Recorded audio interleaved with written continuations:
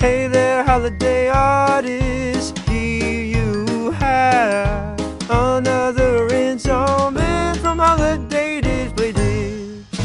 Sometimes the ceiling racks I discussed in an earlier video might not be useful. Whether you have problems getting up on the ladder, or the space is too small, or the items are too awkward or heavy, a hook and pulley system may be better. Here is one of the most common forms of it.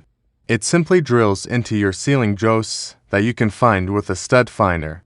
I used it to buy 4 as the joists were farther apart than I wanted the hooks to be. The lockable hinge with a 50-foot rope lets the hooks down and they can fit onto any container or other item and pull it up into the ceiling. Once secured, it can hold 55 pounds and the locking system makes it very safe regardless of your situation. Come find examples and links on my blog. We'll see you next time. Holiday Artist.